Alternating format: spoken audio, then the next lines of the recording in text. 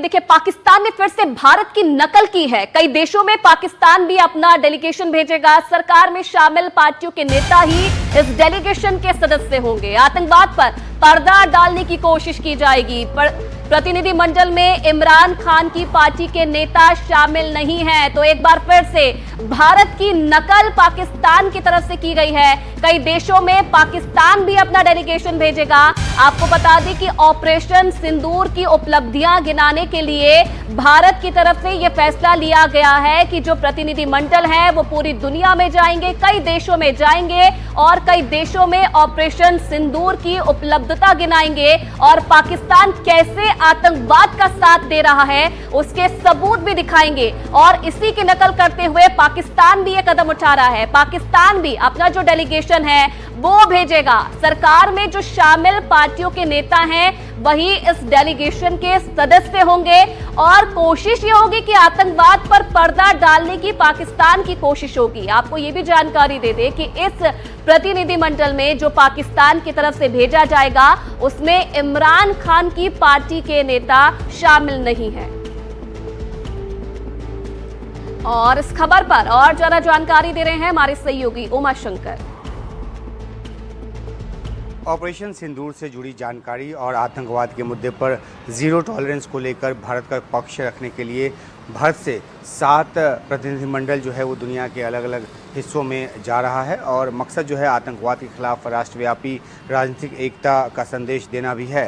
इस फैसले के कुछ घंटे के भीतर ही पाकिस्तान भी इसकी नकल पर उतर आया है। वैसे ही जैसे पहलगाम आतंकी हमले के बाद जब भारत ने दिल्ली में दुनिया के देशों के राजनयिकों के साथ बैठक कर उनको हमले की जानकारी दी थी, तो पाकिस्तान ने भी दुनिया के देशों को रीच आउट करना जो है वो शुरू कर दिया था।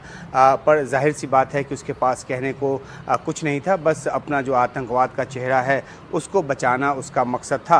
अब भारत की नकल करते हुए पाकिस्तान ने भी दुनिया के देशों में अपना एक राजनीतिक प्रतिनिधिमंडल भेजने का फैसला किया है और इसकी जो अगुवाई है वो बिलावल भुट्टो जरदारी को सौंपी गई है।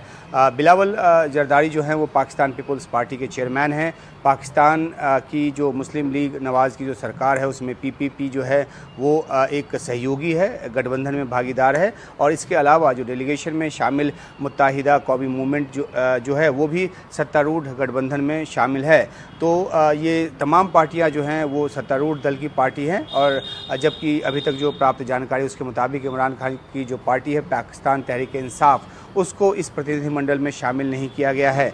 सत्ता से हटाए जाने के बाद से इमरान खान जो है वो जेल में बंद हैं और उनकी पार्टी को भी तोड़ने की कोशिश जो है वो की गई है।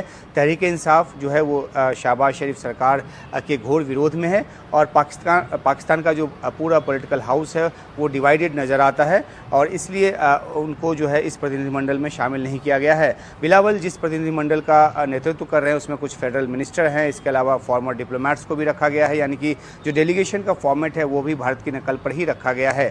इस डेलीगेशन का मकसद बताया गया है कि अमेरिका, यूके, फ्रांस और रूस जैसे देशों में जाकर पाकिस्तान का पक्ष रखेंगे, अपने कथित ऑपरेशन बनियान मरसूस की जो जानकारी है वो देंगे। यूएनएससी में जो टीआरएफ का जो बचाव किया था पाकिस्तान ने, उसके बाद आतंकवादियों को संरक्षण देने की जो उसकी नीति है वो साफ निकल कर सामने आ चुकी है। तो कुल मिलाकर इस डेलीगेशन के जरिए ही पाकिस्तान की कोशिश जो है अपने यहाँ से जारी आतंकवाद पर पर्दादारी की है।